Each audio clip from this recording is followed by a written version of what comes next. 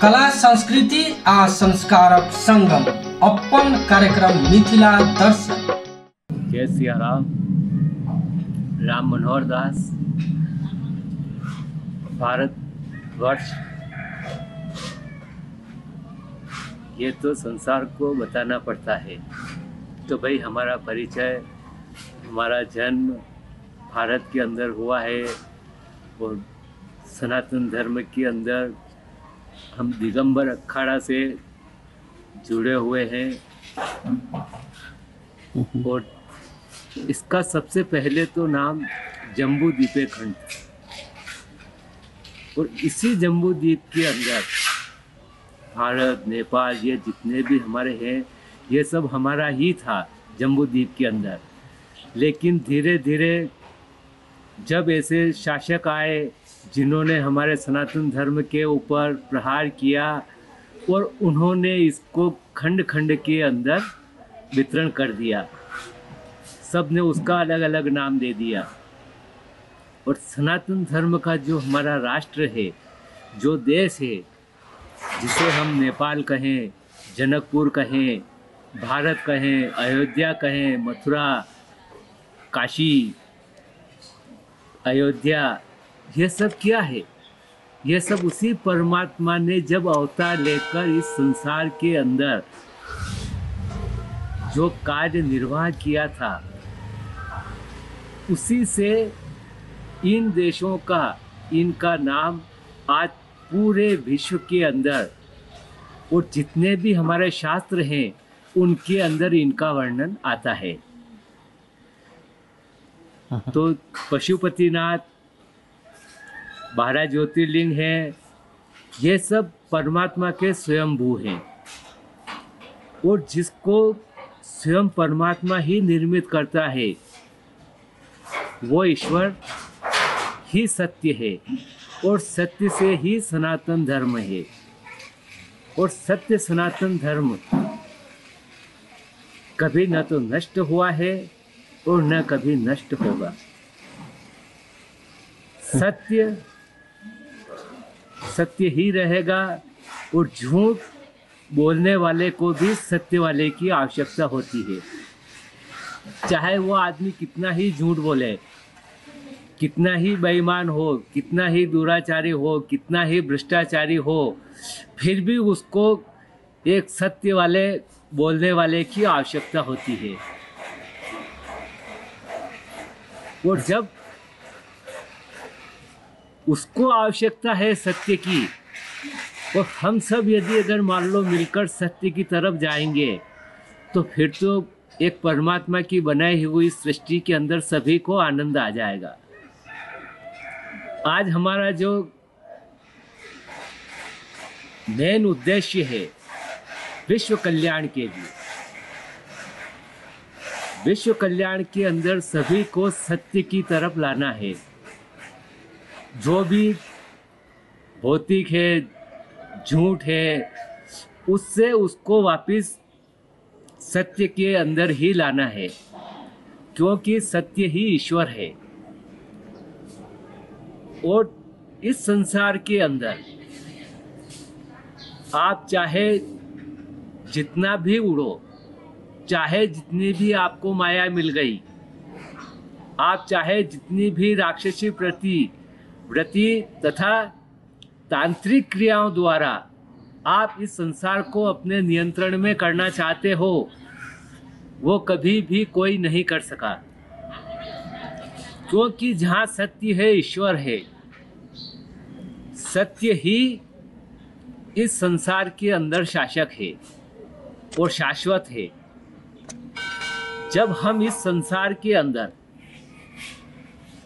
धोखा देने पर, झूठ बोलने पर और जो अधर्मी होता है उसका साथ देते हैं, तो उसके साथ से हमारी जनता को हानि होती है, प्रजा को हानि होती है। और उसका परिणाम जो इस कार्य को करवाता है वो उसी को भुगतना पड़ता है। अब वो कितने समय तक ऐसी योनियों में चला जाएगा जिसको इस संसार के अंदर वेद शास्त्र सभी बताते हैं। जब एक बार युधिष्ठिर जी महाराज को कृष्ण ने कहा कि तुम्हें राजसूय यज्ञ करना है, युधिष्ठिर जी महाराज ने कहा कि मैं जानता हूँ कि नरपति और भूपति बनने के बाद में उसकी वापस अगली स्टेप नरक की हो जाती है, वो नरक का गामी बन जाता है। क्योंकि जब जो नरपति और भूपति बनता है उसके अंदर बहुत से ऐसे कारण बन जाते हैं जिसकी वजह से उसको वापस नरक की तरफ जाना पड़ता है। बड़े पुण्य और तपस्या के बाद तो उसको राजयोग मिलता है, लेकिन राजयोग के अंदर जब जो आदमी अपनी हठ धर्मिता के आधार पर और सभी को अपने कंट्रोल में, अपने वश में करने के लिए जो अत्याचार करता है, उसी वजह से उस शासक को नरक की तरफ जाना पड़ता है। और नरक की जो प्रताड़नाएं होती है वो सभी जानते हैं। नरक क्या है और स्वर्ग क्या है। जहाँ राम है, जहाँ राम का नाम है, जहाँ शिव शक्ति है, वहाँ तो उसको सुख और आनंद मिलता है। और जैसे ही वो नरक की तरफ जाता है उसको दुख होता है, और दुख इतना भयंकर होता है। इसका शास्त्र के अंदर, गरुड़ पुराण, जितने भी हमारे शास्त्र है उन सब के अंदर उसको वर्णन मिलेगा। जब तक आपको अनुभव नहीं है, और बिना अनुभव के यदि अगर मान लो कोई भी शासक, कोई भी राजा, यदि अगर किसी के भी कहने से वो हमारी उसकी जनता को यदि अगर मान लो प्रताड़ित करता है तो वो सबसे मूर्ख शासक है। क्योंकि जो अपनी ही जनता को अपने स्वयं के विवेक से यदि अगर मान लो नहीं जानना चाहता है और जिसको अनुभव नहीं है, और जो दूसरों के कहने से जो कार्य करता है, वो सबसे बड़ा मूर्ख शासक है। सत्य हमेशा कड़वा होता है, दवा भी कड़वी होती है, लेकिन वही कड़वी दवा आपके रोग को दूर करती है।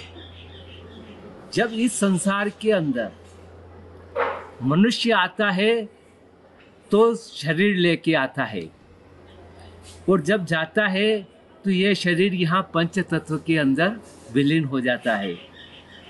हमारे सत्य सनातन धर्म से जो भी अलग हुए हैं उनका आप शास्त्र के अंदर देखो, उनका परिणाम क्या हुआ? विनाश। और जो सत्य के साथ में रहा उसको आज भी संसार मान, सम्मान और आदर की दृष्टि से देखते हैं। आज एक साधारण व्यक्ति की तुलना हम परमात्मा से करें, ये असंभव है। परमात्मा का अवतार होता है।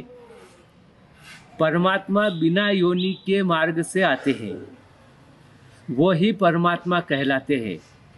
और जो इस संसार के अंदर योनि मार्ग से आता है वो एक साधारण जीव है।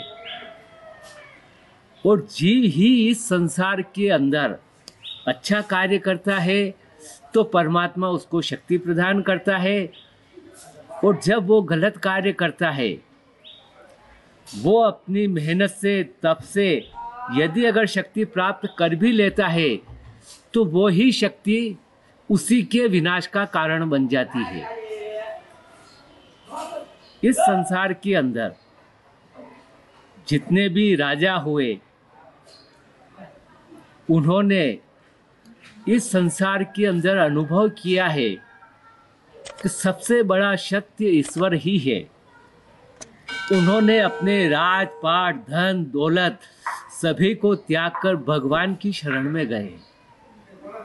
लेकिन जो अज्ञानी होते हैं, जो मूर्ख होते हैं, वो उस सत्ता का दुरुपयोग करते हैं और उस धन संपत्ति उसको अपना मान बैठते हैं, जबकि इस मनुष्य शरीर का एक पल का भी भरोसा नहीं है।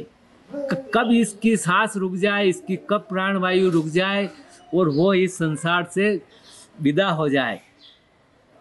जब संसार के अंदर ये अनुभव हो जाता है कि जो कुछ है वो परमात्मा का ही है और मुझे इस संसार की सेवा करने के लिए ही मनुष्य जीवन दिया है, न कि उसको किसी अहंकार, अभिमान, घमंड ये नहीं करना चाहिए।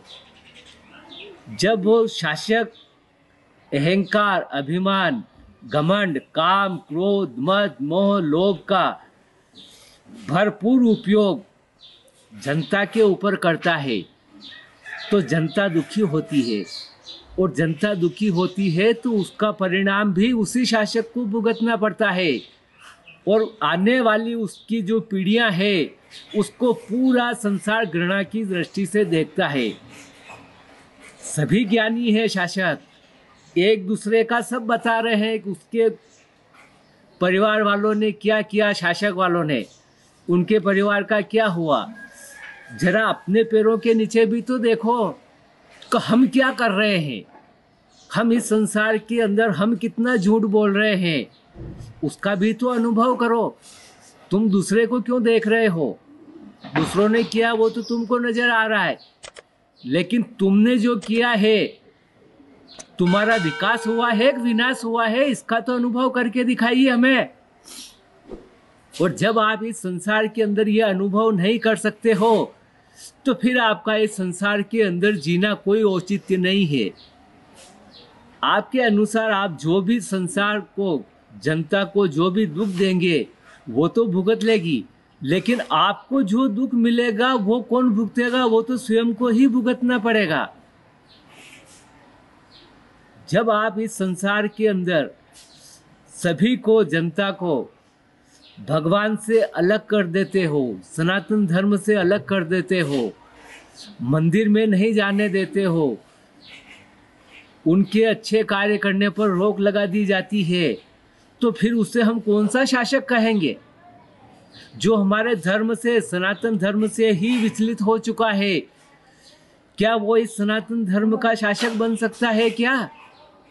वो तो एक राक्षसी शासक हो गया है, जो हमारे धर्म के अंदर हमारे भगवान को, हमारे संस्कृति, मर्यादा, संस्कार, जब इनको ही मिटाने पर तुला हुआ है तो उस शासक को हम क्या कहेंगे? वो तो एक राक्षस हो चुका है। इस संसार के अंदर कभी भी ऐसा नहीं हुआ है कि जब भगवान की तरफ जाने से किसी को रोका जाए, लेकिन आज जो ये शासक हैं, ये किसके कहने से हमारे मंदिरों को बंद कर रहे हैं, जनता को धर्म से अलग कर रहे हैं? ये तो उनको सोचना चाहिए कि हम ऐसा क्यों कर रहे हैं और किस दबाव से कर रहे हैं। जब आप इस सनातन धर्म के अंदर हो और जब आप दूसरों के कहने से हमारे सनातन धर्म को ही नष्ट करने पर तुले हुए हो, तो फिर हम आपको क्या कहें? आज जो भगवान की और संतों की कृपा से जो ये कार्य उन्होंने बताया है, उसी मार्ग पर, उसी लक्ष्य पर जो ये एक शरीर दिख रहा है आपको साकार स्वरूप में, ये उसी की कृपा है। और जो उन्होंने हमें कार्य सौंपा है प्रभु ने और सभी संत भगवान ने, वो है विश्व कल्याण का। और विश्व कल्याण के लिए सभी संतों की कृपा है, ईश्वर की कृपा है। मैं संतों को ओम नमो नारायण आदेश दंडवत करता हूँ। इस संसार के अंदर जब हम चाहे जितने भी उपाय कर लो, आप चाहे जितनी भी औषधियाँ लेके आ जाओ, लेकिन बिना प्रभु की कृपा के वो आपके उपाय भी असफल हो जाते हैं और वो औषधि भी आपके काम नहीं करती है। जब प्रभु की कृपा होती है, जब राम नाम, राम शब्द का बड़ा महत्व है, जिसे भोलेनाथ भी जप रहे हैं। राम की महिमा और भोलेनाथ जो शिव और शक्ति है, सीता और राम है, इस संसार के अंदर उस नाम से ही आपको भय से छुटकारा मिल जाता है। और कैसा ही भयंकर रोग हो, वो इस प्रभु की कृपा से समाप्त हो जाता है। और प्रभु का नाम लेने से ही आपका मन निर्मल होता है और जो आपको आनंद मिलता है वो उस परमात्मा की कृपा से ही मिलता है। इसीलिए हमारा विश्व कल्याण के लिए पूरे विश्व के अंदर चैत महीने की जो ये नवरात्रि आ रही है, 9 दिन का कार्यक्रम तीर्थराज प्रयाग के अंदर संकल्प के द्वारा संपूर्ण होगा। और यह कार्य पूरे विश्व के अंदर सभी इस कार्य को करेंगे। सभी रामायण का पाठ करेंगे, अपने जो भी इष्ट देवी देवता है उन सब की पूजा करेंगे। क्योंकि 2 साल से आदमी को भटका दिया गया है, उसको रास्ते से अलग कर दिया गया है। जो परमात्मा से वंचित हो गए हैं, अपने जो इष्ट हैं, अपने जो देवी देवता है, उन सब से 2 साल के अंदर अलग हो गए हैं। हम उनको वापस उसी मार्ग पर लाना चाहते हैं कि जब आप चैत महीने नवरात्रि से रामनवमी तक तीर्थराज प्रयाग के अंदर संकल्प द्वारा जो रामायण होगी, उस रामायण के अनुसार रामायण के अंदर जो भी शब्द हैं वो मंत्र हैं, और उन मंत्र के द्वारा ही पूरे विश्व का कल्याण होगा, सनातन धर्म की जय होगी। और जो भी आपको भय होगा या जो भी राक्षसी प्रवृत्ति वाला आपके ऊपर शासक करना चाहता है, उसका ये कार्य बिल्कुल असफल होगा। वो कभी भी आपके ऊपर शासक नहीं बन सकता है। जब आप परमात्मा की तरफ जाओगे तभी जाके यह कार्य आपका संपूर्ण होगा और आपको इस जीवन जीने का आनंद आएगा। सभी कहते हैं कि आज हमने ये विकास किया, वो विकास किया, लेकिन इस 2 साल के अंदर तो विनाश ही चल रहा है। ये विनाश किसके कहने से चल रहा है और इसका कौन विशेषज्ञ है और ऐसा कौन सा जो व्यक्ति है उसके कहने से जितने भी हमारे शासक हैं उन्होंने जनता को धर्म से विमुख कर दिया है, धर्म के मार्ग से हटा दिया है। ये ऐसा क्यों हो रहा है? इस सब का जो भी कार्य होगा वो आपको तीर्थराज प्रयाग के अंदर जब 9 दिन की रामायण होगी, उस रामायण के 9 दिन बाद जो भी रोग है, जो भी भय है, वो सब समाप्त हो जाएगा। क्योंकि ईश्वर के नाम में ही शक्ति है। आज जिस आदमी ने भी, जिस विशेषज्ञ ने यह कार्य किया है, उसने भी शक्ति ही प्राप्त की है और उसी शक्ति का वो दुरुपयोग कर रहा है। तो उसी के अधर्म को हमें समाप्त करने के लिए परमात्मा का नाम लेना पड़ेगा। और जब आप सभी इस संसार के अंदर 9 दिन की रामायण संकल्प के द्वारा करोगे, उसके अंदर आपको आनंद मिलेगा, आपके भय समाप्त होंगे और आपके जो भी शासक हैं उनको भी एक आनंद की अनुभूति होगी। बोलना तो पड़ेगा क्योंकि इस संसार के अंदर संतों की कृपा से ही हम बोल रहे हैं। इस शरीर के अंदर कुछ भी नहीं है। जो भी शब्द निकलते हैं वो परमात्मा की और संतों की कृपा से ही निकलते हैं। जब उनका आशीर्वाद और प्रभु की कृपा हो जाए तो फिर आप निर्भय बन जाओगे। आपको इस संसार के अंदर